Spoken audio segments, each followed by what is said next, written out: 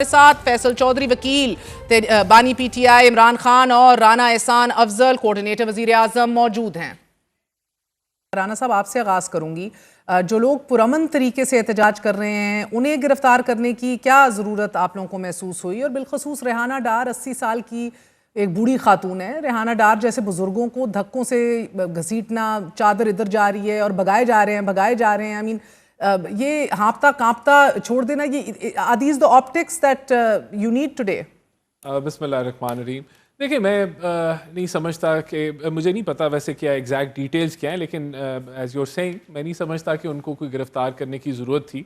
कोई ऐसा कोई प्रोटेस्ट भी नहीं हमें पूरे पाकिस्तान में नज़र आया जिसकी आप समझ लें कि जिसके ऊपर इतना कोई उन खातून को ख़ास तौर पर अरेस्ट करने की ज़रूरत थी। बहरहाल देखें, तो फिर अगर आप माजरत के साथ, तो इससे एक ही बात राना साहब अखज़ की जाए कि आप लोग हर किस्म के प्रोटेस्ट से और ऑप्टिक्स से और बैड प्रेस से और लेजिटिमेसी के कंसर्न से मुबर्रा हैं। Credibility is a non issue. ऐसा नहीं है। देखें, हुआ ये था कि इन्होंने कहीं कोई इजाज़त नहीं ली। अगर ये मांगते, कोई इजाज़त मांगते, कोई दरख्वास्त देते, वो अलग इशू है ना। नहीं, मैं I am coming to that. अगर हमें पता होता है इन्होंने प्रोटेस्ट क्या करना है तो फिर एक अलहदा चीज़ थी, हम इजाज़त देते ना देते तो ये अदालत में चले जाते, वहाँ से ले लेते।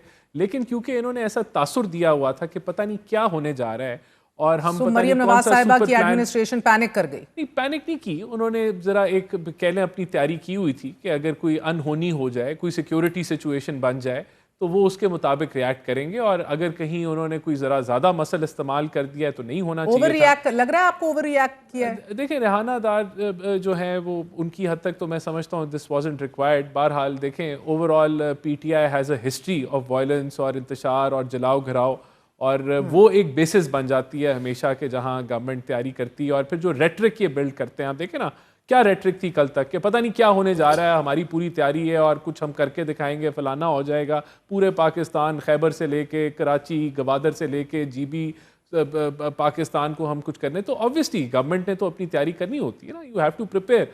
तो वहाँ फिर अगर कोई कोई एक्सेप्शंस आ गई हैं, वैसे तो आप देखें ओवरऑल कोई ऐसा कोई अल्हम्दुलिल्लाह मैं ये समझना चाह रही हूँ ना कि अगर एक राना साहब किसी का बुनियादी हक है एहतजाज करना, अगर ज़िलाई सतह के ऊपर आप लोगों को कहेंगे घरों से ना निकलो, कॉर्नर मीटिंग्स ना करो, कोई सड़कों पर आया अरेस्ट कर लेंगे, तो एक राइट ऑफ प्रोटेस्ट आपने छीन लिया।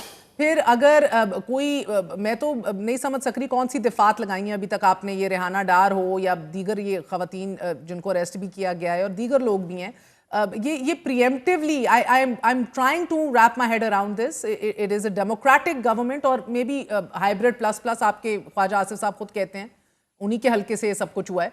लेकिन इस सब के दौरान इलेक्शन कमीशन जो फुर्तियां दिखा रहा है, पार्टी का निशान ले लिया गया पहले पहल तो, अब 9 मई के केसेस हैं तो उधर अदालत से फैसला नहीं आता तो इधर नाअहली का नोटिफिकेशन जारी कर दिया जाता है। सो राना साहब, इस फैसले पर भी एतराज़ात मौजूद हैं। पीटीआई सवाल उठाती है कि बहुत से लोग अगर इनके रिलीफ उनको मिल भी गया है तो गवाह तो फिर भी वही थे, कुछ को तो सजाएं भी दे दी गई जो मौजूद नहीं थे और बैक वक्त कई शहरों के अंदर एक साथ पाए गए।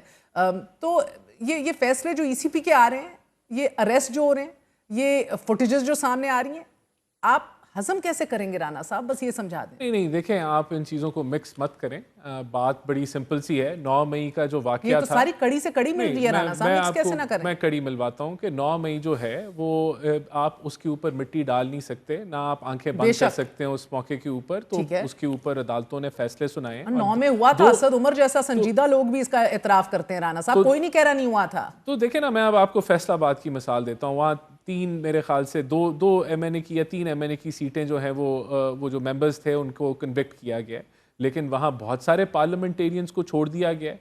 अब क्या जिनको छोड़ा गया है वो गद्दार हैं? वो आज भी पीटीआई का हिस्सा है। फैसलों की हैयत, एविडेंस की सेहत, इनके ऊपर सवाल है ना। मैं उसी का जवाब दे रहा हूँ कि अगर किसी पार्लियामेंटेरियन को रिहाई मिली है और उनको वो जो है वो बरी कर दिया गया है, तो वो भी पीटीआई के मेंबर्स हैं ना, जो शवायद उनके खिलाफ नहीं मिले। सर, पीटीआई के तो वो भी थे जो प्रेस कॉन्फ्रेंस करके दूध के धुले हो गए और फिर आपके और मेरे बीच में मौजूद होते हैं। सवाल बड़ा सिंपल है ना। अगर आपको लगता है कि यहाँ कोई जो है वो पीटीआई को टारगेट किया गया है तो जिनको रिहाई मिली है, मुझे ये नहीं लगता सर। मुझे लगता है कि एक फैक्ट बड़ा सीधा है कि इसके पॉलिटिकल बेनिफिशियरी आपकी हुकूमत रही है। नहीं, देखें, बात ये 9 मई के अंदर जो वाकयात हुए, लोग जो उसमें शामिल थे, उसकी अबेटमेंट में, एग्जीक्यूशन में, प्लानिंग में, उनको सजाएं हुई हैं। बहुत सारे लोग बरी हुए हैं, वो भी पीटीआई के पार्लियामेंटेरियंस हैं। या तो पीटीआई जो है वो उनकी लिस्ट जारी करे और वो कहे कि ये गद्दार हैं, ये मिल गए हैं, ये आज भी हमारी, लेकिन वो आज भी उनकी पार्टी के मेंबर हैं, तो डिफरेंशिएट करें ना। अगर यहाँ तो देखें चौधरी साहब के तो अपने भाई बरी हुए हैं, वो आपको बता देते हैं फर्क क्या है। चौधरी साहब जरा क्लैरिफाई कीजिए राणा साहब के लिए। क्या वो गद्दार हैं? क्या उन्होंने जो है वो मिल गए हैं, वो जो है नहीं, राणा साहब की जो पर्सपेक्टिव है ना, वो बिल्कुल ही ऐसे बात करें जैसे कोई घंटा घर में कोई रेडी वाला होता है। राणा साहब से बेहतर वकील आदमी है। एलिबाई जो होती है, एलिबाई जब आप लेते हैं तो बर्डन ऑफ प्रूफ उसके पास आ जाता है जिसने एलिबाई की प्ली ली हो। जैसे हमने एलिबाई की प्ली ली है तो हमने अपना एविडेंस डिस्चार्ज किया है, हमने वो जो सारा हमारे ऊपर एलिगेशन थे हमने रिफ्यूट किए हैं। देखिए ये टेक्निकल बात है, बिल्कुल सीधी सी बात है। एलिबाई कोई दुनिया में पहली दफा नहीं हुई है। नहीं, आप कुछ और बात कर रहे हैं। मैं यही कह रहा हूं कि जो लोग नहीं थे शामिल 9 मई में या उसकी प्लानिंग, नहीं वो तो पीटीआई के मुताबिक है ना। मैं आपको एक और मिसाल देता हूं। अभी ये जो है शाह महमूद कुरैशी साहब मुझे की बात बेल करने देना या उनके लोगों को बात करने दें, आप अपनी बात कर लें। मेरा एग्जैक्टली यही पॉइंट है। आप मुझे ये बताएं, अगर कुछ लोगों को बरी किया गया है तो एविडेंस नहीं थी तो बरी किया गया, तो आपने 9 मई में उनको कैसे रखा हुआ है? नहीं, जब 9 मई में ये फैसला हो गया, फवाद समेत जो लोग वहाँ पे बरी हुए हैं फैसलाबाद में, और शाह महमूद कुरैशी साहब बरी हुए हैं लाहौर में, तो अब मुझे ये बताएं कि आप दूसरे केस में प्रोसिक्यूट कैसे कर रहे हैं? क्या प्रोसिक्यूशन का ये काम नहीं है कि इन फैसलों की रोशनी में विड्रॉ करें उनका नाम? 8-10 महीने शाह महमूद कुरैशी को आपने रखा, 7 महीने मेरा भाई जेल में रहा। ठीक है जी, ना सिर्फ इलेक्शनों से बाहर रखने के लिए और ना करदा गुनाहों की सजा जो आपने हमें दी है। बरी हो गए आपने नहीं थे वो 9 मई में शामिल, जानते पूछते या तो 9 मई के बरी तो आपने शामिल क्यों किया?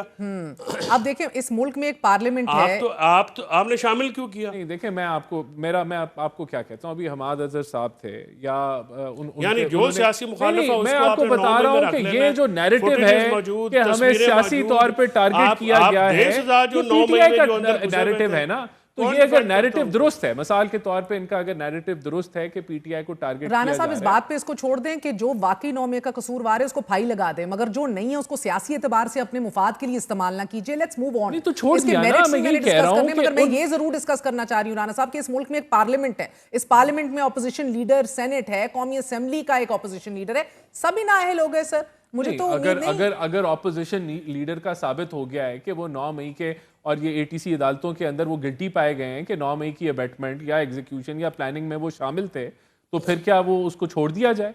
फिर उसको जो है रिलीफ दे दिया जाए? ऑब्वियसली जो है उसको सजा होगी। तो ये लोग, मैं यही तो मेरा पॉइंट, बड़ा बेसिक सा पॉइंट है, जिन लोगों को बरी कर दिया गया है वो भी पीटीआई के पार्लियामेंटेरियंस हैं। और मैं आपको गिनवा देता हूं, एक इंसान हाइपोथेटिकली आप जो कह रहे हैं ना ऑपोजिशन लीडर का, वो उमर अयूब बैक वक्त 17 शहरों में कैसे पाया गया 9 मई पे एक ही टाइम पे?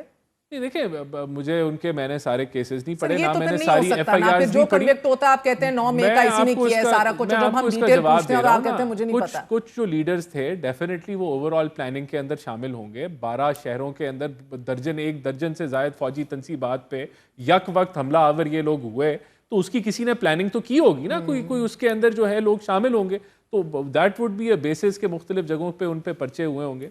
आई mean this is one logical reason which I can come to. और ये हकीकत है कि पाकिस्तान की तारीख में ऐसे कभी नहीं हुआ। फैसलाबाद में ISI का दफ्तर छुपा हुआ है, वहाँ जाके उसके दरवाजे के बाहर जाके जलाओ घेराव कर रहे थे, और उसके अंदर बहुत सारे इनके 4-5 MPAs हैं जिनको बरियत। अब मुझे आज बताइए कि आज 5 अगस्त भी है, फैसल चौधरी साहब, कश्मीर के लिए हमारे लिए एक बहुत बड़ा नेशनल कॉज है, लेकिन आज ही के दिन बहुत सी पार्लियामेंटेरियंस जो हैं वो डिस्क्वालीफाई हुए हैं। पीटीआई जो है उनकी शक्लें ले लेके, उनकी तस्वीर लेकर आज ऐवान में भी गए। बहरहाल मुझे तो नहीं उम्मीद कि अब पीटीआई का कोई भी मेंबर, ऑपोजिशन लीडर किसी भी हाउस का बनना चाहेगा। सियासत करने आए हैं, करोड़ों रुपए लगा के ऐवान का हिस्सा बनते हैं, फिर कोई क्यों बनेगा ऑपोजिशन लीडर? अपना हल्का क्यों इस तरह खुला छोड़ेगा? तो राणा साहब के अपने हल्के में अब इलेक्शन होने जा रहा है। नहीं, जो पीटीआई के मौजूदा लीडर हैं उन्होंने, उनके तो सारों के पैसे बचे हैं इमरान खान की कर्टसी, क्योंकि इमरान खान के कहने पर उनको सबको वोट पड़े हैं। तो मुझे इनका खर्चे वर्चे का तो मामला जो है वो किसी का नहीं हुआ। किसी ने अपनी गाड़ी में पेट्रोल डलवाया और 15-20 हज़ार का, तो वही खर्चा होगा, उसके अलावा कोई खर्चा नहीं हुआ। लेकिन गुजारिश ये है जी कि ये जो पार्लियामेंटेरियंस को आपने नाअहल करार दिया है, एक आइन का आर्टिकल 63(2) है, वहाँ पे एक मैकेनिज्म है, और कॉन्स्टिट्यूशनल जो मैकेनिज्म जो होता है जो प्रोसीजर होता है वो मैंडेटरी होता है। अब इलेक्शन कमीशन ने पहले भी ये किया है और अभी भी उनको रेफरेंस के बगैर आर्टिकल 63(2) के बगैर जो है उनकी सीट वेकेंट करार दे दी है, whereas they are member of the house, और स्पीकर जो रिस्पेक्टिव स्पीकर हैं ये उनका कस्टोडियन ऑफ द हाउस वो होते हैं, वो रेफरेंस भेजें या वो मामला करें तो फिर तो बात में समझ में आती है। इलेक्शन कमीशन ने सारे मामले में पार्टी बना है और वो पार्टी बिल्कुल ओपन बन गए हैं। अब वो लोग कर रहे हैं जो कि अब देखें ना, ये जो चीफ इलेक्शन कमिश्नर है, 2 मेंबरान हैं, उनकी तो मुद्दत भी ख़त्म हो गई है। वो मुद्दत ख़त्म हो करने के बाद भी अपनी सीटों पे बैठे हुए हैं और जो है सबको जो है वो डिस्क्वालीफाई किए जा रहे हैं। मजा नहीं आ गया राणा साहब। हमने माजी में भी देखा है कि 2016 में नवाज शरीफ साहब को नाअहल किया गया है, लेकिन उस वक्त राणा साहब पार्लियामेंट तकरीबन if I am not wrong 3 साल पूरे कर चुकी थी। अब तो इस कौमी असेंबली का दूसरा ही साल शुरू हुआ है सर। क्या वाकई आपके लिए क्रेडिबिलिटी या सियासी हैयत या जमहूरियत या शोइंग फेस ये कोई मायने नहीं रखता, मुबर रहे हैं? इसका मतलब तो ये लिया जाए कि 5 साल पूरे होने पर पार्लियामान से पीटीआई का सफाया ही होना है अब। नहीं देखें, आप फिर वही पॉइंट जो है वो दोहरा रही हैं कि कोई पीटीआई को कोई सियासी तौर पे कॉर्नर किया जा रहा है। नहीं किया जा रहा। ये बिल्कुल कोई सियासी आप फैसले सियासी नहीं फायदा है। भी आपने नहीं उठाया किसी भी सूरत हाल का। कोई बात ये है, 9 मई की सजाएं हैं, 9 मई एक हकीकत है। सर आप बार बार 9 मई पे आते हैं, हम उसी की सजाएं हैं नहीं ना, बात कर रही, ये उसी की सजाएं मैं हैं। आपसे टाइमिंग का पूछ रही हूँ। उधर फैसला आता नहीं, जजमेंट आती नहीं सुप्रीम की, इधर ईसीपी जो है झटके से उसको सीट खाली करार दे देती है। ये सही है? देयर इज कोई इसमें अनहोनी नहीं है। अब इफ यू आर कन्विक्टेड और आप जो है तो उसके ऊपर अनहोनी क्या? इलेक्शन एक्ट 2025 माल बात करते हैं, ये पहले कहाँ हुआ है? नहीं, ये कोई अनहोनी नहीं है। अगर आप कन्विक्टेड हैं और इलेक्शन कमीशन की नॉलेज में आता है कि एक बंदे को कन्विक्ट कर दिया गया है तो इलेक्शन कमीशन उसको डीनोटिफाई कर सकता है। बिल्कुल कर सकता है। ये दोनों, it works both ways. The speaker can do it and so can the election commission. मुझे ये do it. अंडरस्टैंडिंग है चौधरी साहब के इलेक्शन एक्ट 2025 के मुताबिक इलेक्शन कमीशन का ये इख्तियार है। बिल्कुल है। उधर जब कोई कन्विक्ट को फैसला आए तो वो नाअहल करार दे दे। And you also correct me if I am wrong sir. मैंने तो यही नहीं ऐसा महर, ये आर्टिकल 63(2) का मैंडेटरी प्रोसीजर है, ये इलेक्शन एक्ट को प्रिवेल करता है। या वहां पे लिखा है रेफरेंस जाएगा तो रेफरेंस जाएगा। 90 दिनों के जो वहाँ पे मुद्दत रखी है उसका ये होता है कि आप पूरी कॉन्स्टिट्यूंसी को तो सजा नहीं ना दे सकते। आप 90 दिनों में अगर उनकी सजा सस्पेंड हो जाती है। चौधरी साहब अभी भी अगर ये सारे अपील में जाएं तो ये जिमनी इलेक्शन रुकवाया जा सकता है ना? बिल्कुल जाया जा सकता है, लेकिन वो तो अब पीटीआई की कानूनी और सियासी हिकमत अमली जो वो तो नजर ही नहीं आ रही। वो एक अलग डिबेट है।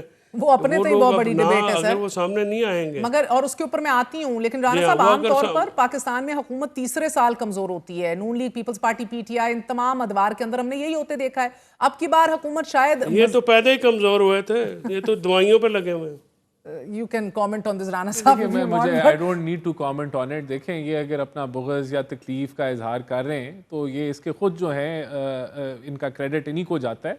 9 मई इन्होंने ही किया था, उसी की सजाएं हैं और कुछ नहीं हो रहा है। इसके बाद मेरे ख्याल से जो चीज़ें अभी भी देखें, ये बात यही है ना सर, आप लोग एक्सपेक्ट कर रहे थे कि सीटें इतनी जल्दी खाली होंगी राणा साहब? नहीं देखें, अब 2 साल बाद 9 मई की जो जजमेंट्स आई हैं उसको 2 साल लगे और वो भी सुप्रीम कोर्ट ने। मेरे पलक झपकने से पहले जजमेंट नहीं आई और इलेक्शन कमीशन जो है वो राजा साहब हाजिर जनाब।